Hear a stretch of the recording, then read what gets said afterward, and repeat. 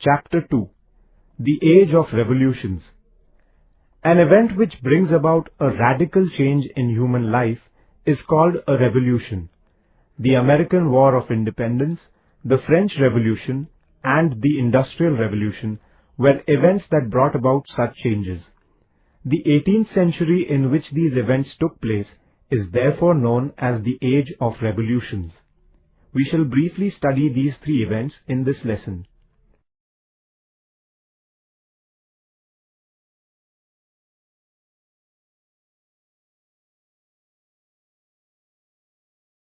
The American War of Independence.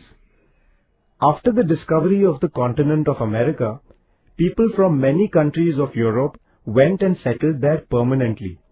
The British founded 13 colonies in North America between 1607 AD and 1733 AD. England's policy about the colonies. The government of England began to administer these colonies in North America. The rulers of England expected the colonies to sell their grains, tobacco, sugar, etc. to England. The colonies in America were forbidden to produce any goods which could compete with the British goods. England levied duties in the colonies on goods such as tea and sugar.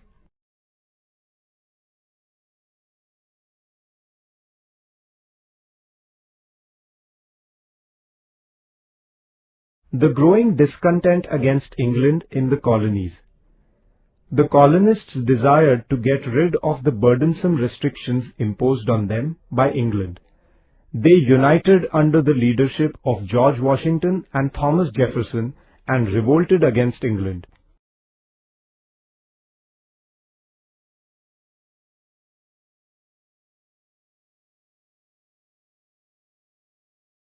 Boston Tea Party. The colonists demanded that England should remove all restrictions imposed on them and allow them to govern their colonies on their own. England refused to grant these demands. The colonists, therefore, boycotted British goods. Some colonists threw away tea chests from the English ships into the sea. This incident is known as the Boston Tea Party. No representation, no taxes. The American colonies had no representation in the Parliament of England. They, therefore, took a clear stand that the Parliament of England had no right to enact laws applicable to the colonies and had no right to impose taxes on them. They declared, "No taxation without representation." The government of England turned down the colonists' demands.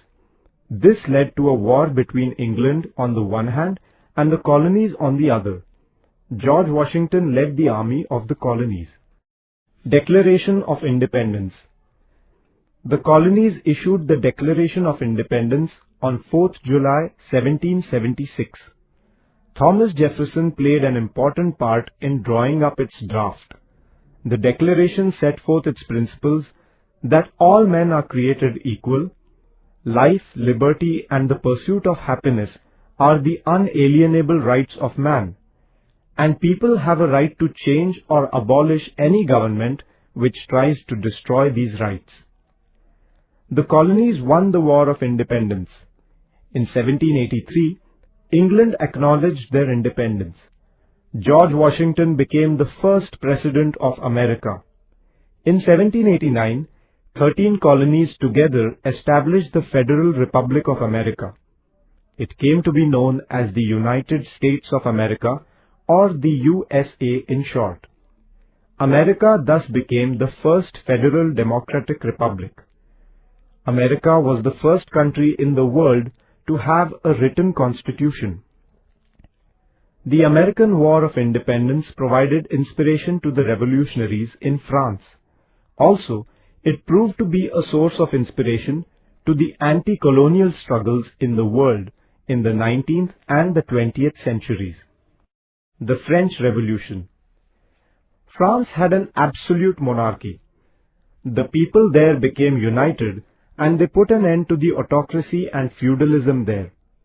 It was the first time in the world that the people's power had expressed itself in this manner. Today, we find that many nations of the world have embraced democracy.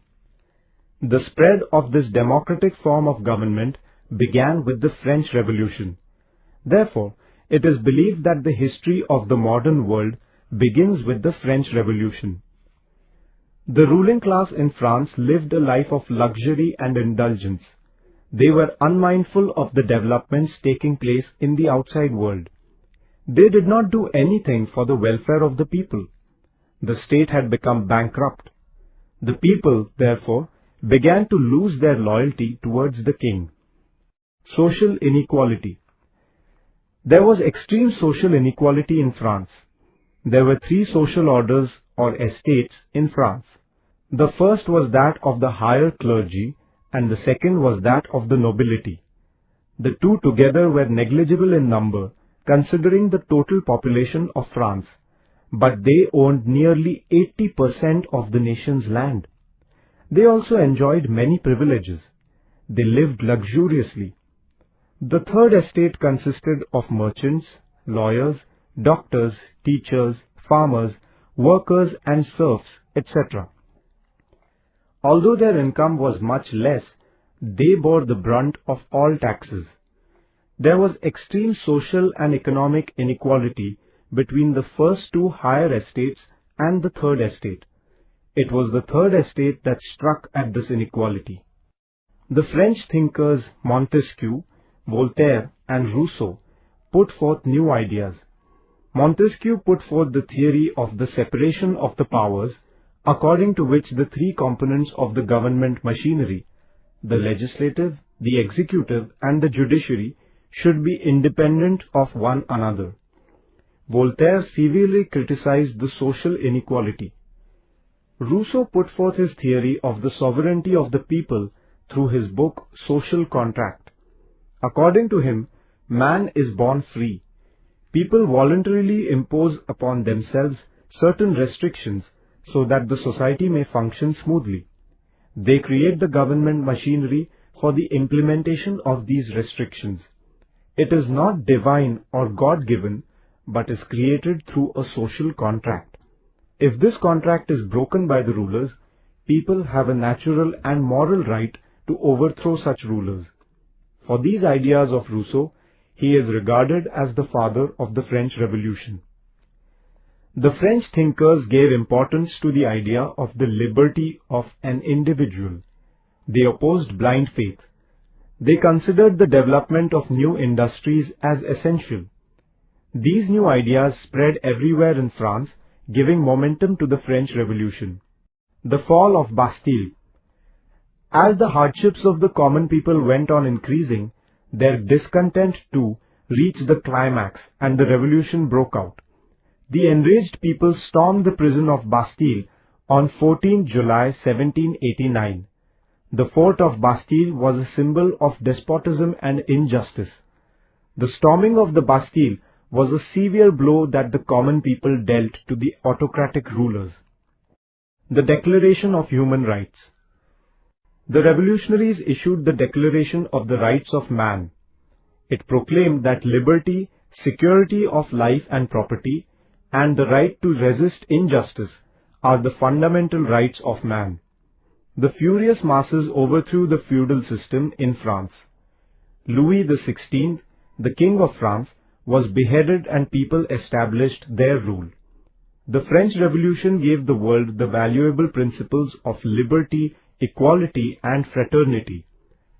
It established the principle of people's sovereignty. This revolution proved to be a source of inspiration throughout the world in the fight against despotism and in the struggles of the enslaved nations. Therefore, the French Revolution is regarded as a very important event in the history of man. The Industrial Revolution. In Europe, revolutionary changes began to take place in the field of industry in the latter half of the 18th century. Goods began to be produced with the help of machines powered by steam. Later on, electricity came to be used. Factories replaced cottage industries. Handlooms were replaced by power looms. New means of transport such as railways and steamboats were introduced.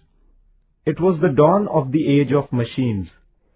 This industrial revolution started in England first, and then it gradually spread to other parts of the Western world. The industrial prosperity of England was so great that England came to be described as the workshop of the world. Effects of the Industrial Revolution. The Industrial Revolution gave momentum to Europe's economic progress. The volume of production of a variety of goods increased. Internal and international trade expanded. The advancements in the means of transport and communication led to the growth of trade. The factory system of production led to tremendous increase in the production of goods. Employment opportunities too increased considerably. This, in its turn, led to an increase in the purchasing power of the common people. The availability of a variety of goods at cheaper rates enormously helped improve the standard of living of the common man. The need to secure new markets in the international field was then felt increasingly. With the help of surplus capital, modern machinery and a well-equipped military force, the European nations began to expand their empires in Asia and Africa. As a result, the undeveloped countries lost their freedom. They just became assured markets supplying raw material to the imperial powers. India too was a victim of this process. The Industrial Revolution led to the growth of towns and cities. There, the educated society grew in number. They became conscious of their rights. This helped the development of democracy in countries like England and France. New cities rose in Europe. The traditional occupations vanished. Villages were deserted. People began to throng the industrial cities. Thousands of workers lived in filthy slums. Lack of cleanliness led to the spread of diseases. The workers had to live a wretched life. In the industrialized nations, there began movements against this political and social inequality brought in by the economic inequality. The conflict between the industrialists and the workers' organizations grew. Workers' movements and women's movements for equal rights began in the European nations. These movements strengthened the idea of a welfare state. The standard of living of the common people improved. The life of the common man found expression also in the cultural field. New literary forms like short stories and novels evolved. The life of a common man became a subject of art and paintings. Later on in the 20th century, technological progress led to the development of the cinema. The joint family system began to decline. Traditionalism and blind faith began to lose their sway. It helped the spread of rationalism. But at the same time, wealth became the measure of man's success. Man became materialistic in his outlook. Human life became mechanical.